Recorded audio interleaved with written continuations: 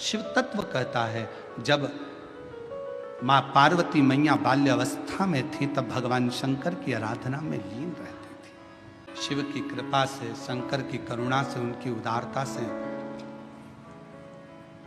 पार्वती मैया के तेज पुंज से एक प्रकाश, उस प्रकाश से जल और उस जल से बेलपत्र का वृक्ष प्रकट हुआ। बेलपत्र और शिवजी के शरीर के, शिवजी के नेत्र अश्रु से, शरीर के भाग के जल से, रुद्राक्ष का पेड़ से, रुद्राक्ष का पेड़, रुद्राक्ष का पौधा होता है। और माँ जगत जननी दुर्गा भवानी, माँ आदि शक्ति, माँ भवानी के शरीर के तेज प्रकाश जल से बेलपत्र का पौधा होता है।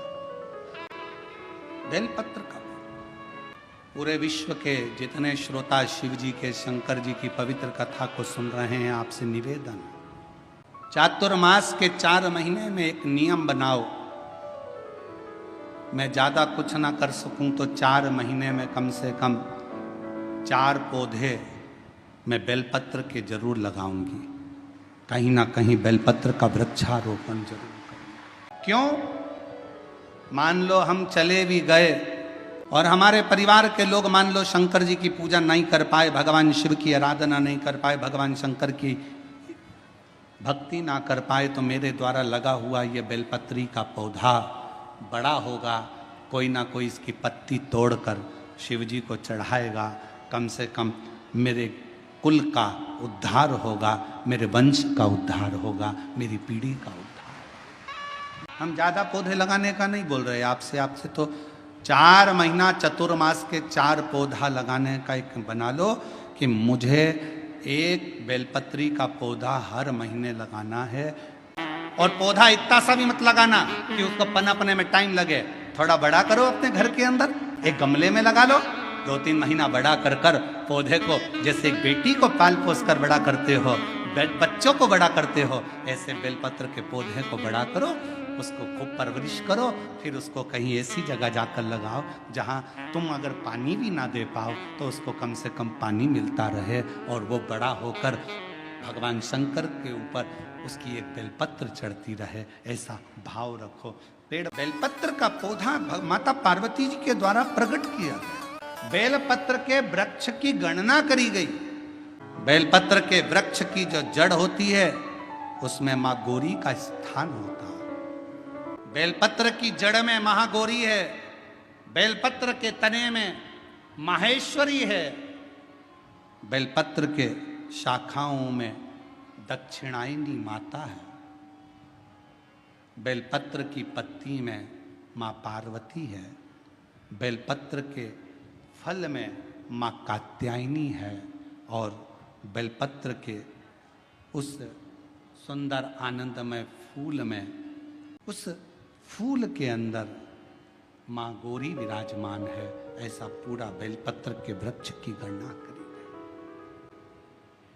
चाहे शाखा हो, जड़ हो, एक बेलपत्र का फल क्या? बेलपत्र के वृक्ष के नीचे अगर 1 लोटा जल आप भाव रखकर हृदय से शिव जी को समर्पित कर रहे हो तो शिव उसको स्वीकार कर, शिव उसको स्वीकार। कोई साधारण नहीं है बेलपत्र का पौधा, बेलपत्र का वृक्ष। एक बहुत सुंदर कथा आती है शिव महापुराण। जब आप लोग ओमकारेश्वर की कथा को सुने थे तो हमने वहां पर भी कहा था कि अगर जमीन पर पड़ी हुई एक बेलपत्र अगर आपको दिख जाए तो उसको उठाकर कहीं विसर्जन में डाल दो, पर उसको पांव के नीचे मत बांधो। वो बेलपत्र का केवल पत्ता नहीं है, उसमें मेरा महागौरी, आद्य शक्ति, 64 योगनिया, मेरा शिव और शक्ति उस बेलपत्र के पत्ते में सदा विराजमान रहे। आप उसको जितना हृदय से पूजोगे, भारत की सभ्यता, भारतीय संस्कृति, भारत का एक आनंद सुख है ये कि हमारे यहाँ पौधों की भी पूजन होती है, हमारे यहाँ नदियों की भी पूजन होती है, हमारे यहाँ पशुओं की भी पूजन होती है, हमारे यहाँ पक्षियों की भी पूजन होती है, हमारे यहाँ तलातल रसातल पाषाण की भी पूजन होती है, हमारे यहाँ जल की भी पूजन होती है तो थल की भी पूजन होती है।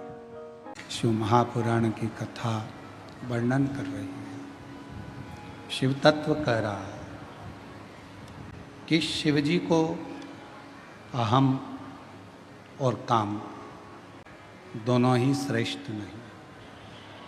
कहते हैं 1000 अश्वमेध यज्ञ का फल एक बेलपत्र के वृक्ष के नीचे बैठकर भगवान शंकर के मंत्र का 108 बार जाप करने से प्राप्त हो जाता है। 1000 अश्वमेध यज्ञ का शिव कथा कह रही है, भगवान शंकर का चरित्र कह रहा है। बेलपत्र का वृक्ष जिसके नीचे बैठकर यदि कोई अनुष्ठान, कोई तप, कोई साधना, कोई व्रत, कोई उपास किया जाए, उसका 1000 लाख गुना फल है। आप सभी ने एक कथा सुनी होगी कि एक बकरी ने बेलपत्र के पत्ते को खा लिया था और सिंह ने उस गांव में जंगल में रात्रि के समय पर आक्रमण कर कर उस बकरी का शिकार कर लिया था। और आखिरी में जब बकरी मर गई, शेर का भी अंत समय आ गया, जब उसके प्राण छूटे तो देवलोक में जब वो गया तो आखिरी में दोनों को, बकरी को भी और उस सिंह को भी, पृथ्वी पर दूसरी बार जन्म नहीं लेना पड़ा, वो शंकर के धाम में चला गया। शिव की एक अविरल भक्ति। हम तो कई बार कथा में कहते हैं, आपके पास में अगर कुछ भी नहीं है, आप शंकर जी के मंदिर पे गए हो, एक बेलपत्र अगर आपको शिव जी के मंदिर में चढ़ी हुई भी मिल जाए, उसको उठा लो और उस बेलपत्र को धोकर वापिस भगवान देवाधिदेव महादेव के मंदिर में भगवान शंकर को फिर पुनः चढ़ा दो, वापिस उसी बेलपत्र को फिर चढ़ा दो। और कई बार त्रिगुणाकार, त्रिकालदर्शी, त्रिनेत्रधारी, त्रिपुंडधारी, त्रिशूलधारी मेरे देवाधिदेव महादेव को चढ़ाने के लिए अगर मंदिर में तुम्हें बेलपत्र मिले भी ना, तो अपने हाथ की 3 उंगलियों का स्पर्श भगवान शंकर को कर लीजिए और शिव के नाम का उच्चारण कर लीजिए। शिव उस बेलपत्र को स्वीकार कर लेते हैं। भाव, एक स्वच्छ भाव, निर्मल मन सो मोहि पावा। भगवान शंकर को अगर आप भाव से रिझा रहे हैं, निर्मल भाव दे रहे हैं, शिव उसको भी स्वीकार कर। मेरे ओगड़दानी कभी भी आपसे कोई वस्तु की चाह नहीं। कथा देखिएगा जरा, शिव महापुराण की कथा में एक शब्द आता है कि ब्रह्मदेव भगवान नारायण के सामने जाकर कहते हैं कि मैं शिव को नहीं स्मरण करता, मैं नहीं जानता कौन शिव, कौन सृष्टि के रचना करता। ब्रह्मा जी ने तो अपने मन में विचार कर लिया कि सृष्टि का रचना करता केवल मैं हूं। महाराज, हाथ की लकीरें भले आपके हाथ की मुट्ठी में बंद हो, पर मुट्ठी में ये लकीरें बंद कर सकते हो पर काबू नहीं कर सकते। आपके हाथ की लकीरों में जो लिखा है वो काबू में तो केवल एक देवाधिदेव महादेव ही कर सकता है, उसके सिवा कोई नहीं कर सकता। ब्रह्मा जी के मन में एक संशय था कि सृष्टि की रचना तो मैं करता हूं, तो फिर शिव को। एक बड़ा सारा पर्वत था, उसको घुमाया, अग्नि का एक खंभ प्रकट हो गया, शिवलिंग की आकृति का। ब्रह्मा जी ने भगवान विष्णु से पूछा कि यह कौन है? भगवान नारायण ने कहा यही शिव है। एक शिवलिंग की आकृति देखकर ब्रह्मा जी ने कहा ये शंकर है, ये शिव है। हाँ, यही शंकर, यही शिव है। ब्रह्मा जी बोले क्या इस शिवलिंग ने सृष्टि की रचना करी है? इसी शिवलिंग ने सृष्टि की रचना करी है। यही सृष्टि की रचना करने वाला शिवलिंग है, शिवलिंग है। इस शिवलिंग का चरण कहाँ है और शीश कहाँ? वीर शैव लिंगायत संप्रदाय में एक छोटा सा शिवलिंग गले के अंदर चांदी की डिब्बी में रखा रहता है। किसी वीर शैव लिंगायत संप्रदाय के किसी भी एक शिव भक्त से आप पूछें कि आपके गले में जो ये शिवलिंग रखा हुआ है, आपके गले में जो ये शिवलिंग डला हुआ है, ये क्या देता है आपको? वीर शैव लिंगायत संप्रदाय के प्रत्येक माताएं, बच्चे, पुरुष आपको कहेंगे हमारे गले में हमारे गुरु ने जो ये शिवलिंग दिया है, ये शिवलिंग हमें कहीं ना कहीं किसी ना किसी रूप में तकलीफों से लड़ने का एक बल प्रदान करता है और अपनी मंजिल तक पहुंचाने का कार्य करता है। अब जिसने जाना शिवलिंग की महत्वता को वो जान गया। ब्रह्मा जी नहीं जान पा रहे कि भगवान शंकर के शिवलिंग में है क्या, शिवलिंग में है क्या, आखिर ब्रह्मदेव को नहीं मालूम पड़ पाया। तब आखिरी में स्वयं भगवान नारायण से ब्रह्मदेव ने कहा, इस शिवलिंग का चरण कहाँ है? डीले कम करो। इस शिवलिंग का चरण कहाँ है? इस शिवलिंग का शीश कहाँ है? वो तो मालूम पड़े कम से कम, कहाँ है? भगवान नारायण ने कहा, शिवलिंग के चरण को और शीश को देखने की जिद ब्रह्मा जी मत करिए। शंकर भगवान के शिवलिंग में, भगवान शंकर के शिवलिंग में आप जहाँ बैठकर उसको भजते हो वहीं पर चरण का दर्शन हो जाता है, और जहाँ बैठकर पुकारते हो वहीं शीश का दर्शन हो जाता है। ये नहीं जपा जाता कि भगवान शंकर को रिझाने के लिए हमको इधर मुंह करना पड़ेगा, हमको उधर मुंह करना पड़ेगा, हमको इधर चेहरा करना पड़ेगा, हमको उधर चेहरा करना पड़ेगा। शंकर भगवान की भक्ति करने वाला, शिव की आराधना करने वाला जहां जैसे जब चाहे शिव जी को कहीं पर भी बैठकर बस पुकार ले, शंकर भगवान उसका दुख हरने के लिए उस जगह पर आकर खड़े हो जाए। सब कुछ उसी। हम ये ना कहें शिव जी का वार कौन सा, किसी ने कहा सोमवार, देवी जी का वार कौन सा, शुक्रवार, किसी ने कहा गुरु का वार कौन सा, गुरुवार, किसी ने कहा सूर्य का वार कौन सा, रविवार, किसी ने कहा गणेश जी का वार कौन सा, बुधवार, किसी ने कहा शनि का वार कौन सा, तो कहा शनिवार।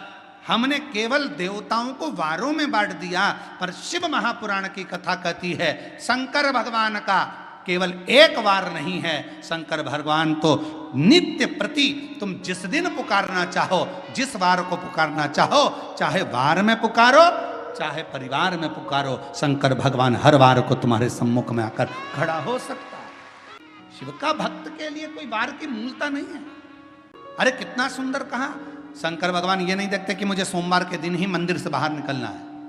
शिव जी तो शिव जी हैं, शंकर तो शंकर हैं, करुणा सागर तो करुणा सागर, मेरा ओघड़दानी तो नित्य प्रति अपने शिवालय से, नित्य प्रति अपने मंदिर से, नित्य प्रति अपने शिवालय से मेरा ओघड़दानी बाहर निकलता, नित्य प्रति। आप तो हर पल उसको स्मरण करिए। ब्रह्मा जी के संशय को भगवान विष्णु ने मिटाने के लिए कह दिया, हाँ है, मैं सिर देखने जा रहा हूं। ब्रह्मा जी बोले मैं चरण देखने जा रहा हूं। भगवान नारायण बोले चरण मालूम था मिलना नहीं है, वापिस आ गए। शीश देखने ब्रह्मा जी गए, गौ माता को लिया, केतकी के पुष्प को लिया, दोनों को लेकर आ गए, दोनों को सामने खड़ा कर दिया। भगवान नारायण की साक्षी में, भगवान विष्णु की साक्षी में। ब्रह्मा जी ने पूछा भगवान विष्णु से, क्या आपको शिव जी का चरण मिला? भगवान नारायण ने मना कर दिया, चरण नहीं मिला। शंकर भगवान ने कह दिया, आपने मेरे सामने सत्य बोला, आज से आप सत्य नारायण के रूप में पूजो। ब्रह्मा जी से पूछा, क्या आपको शिव जी के शीश का दर्शन हुआ? हाँ। ना मानो तो पूछ लो केतकी के फूल को। केतकी के पुष्प ने झूठ बोल दिया। शिवलिंग में से आकाशवाणी हो गई, ये केतकी का फूल झूठ बोलता है। श्राप देता हूं, भगवान शिव बोले, ये केतकी का पुष्प शंकर पर कभी नहीं चढ़ेगा। गौ माता ने झूठ बोला। शिव जी ने कहा सारा शरीर पवित्र रहेगा पर मुख अपूज्य रहेगा। भारत की भूमि पर सारे मंदिरों की परिक्रमा आगे से होती है। कन्यादान, अन्नदान, वस्त्र दान, मुद्रा दान, स्वर्ण दान, भूमि दान, जो भी दान होता है वो आगे से होता है। भारत की भूमि पर केवल एक दान गौ माता का जो होता है वो आगे से नहीं, गाय की पूंछ पकड़कर पीछे से किया जाता है, क्योंकि गौ माता ने झूठ बोल दिया। ब्रह्मा जी ने कहा यह आकाशवाणी झूठी है। शंकर भगवान ने अपने पांव के नख को तोड़ा, फेंका, काल भैरव प्रकट करा, जाओ ब्रह्मा का सिर काट दो। ब्रह्मा जी का सिर कटा, कटा हुआ सिर लुढ़कता गया। ब्रह्मा जी के कटे हुए सिर से जो रक्त बहा उससे कर्मनाशा नदी प्रकट हो गई। आज भी कर्मनाशा नदी भारत की भूमि पर उत्तर प्रदेश में बहती है। कटे हुए ब्रह्मा जी के शीश को देखा तो कहा इसको कुछ कृपा करो। नारायण बोले तो वट वृक्ष बना। कौन पूछेगा वट वृक्ष? शिव जी ने कहा कि मैं स्वयं वट वृक्ष की छांव में बैठूंगा। इस वृक्ष की छांव में मैं बैठूंगा तो मेरा नाम बटकेश्वर महादेव है।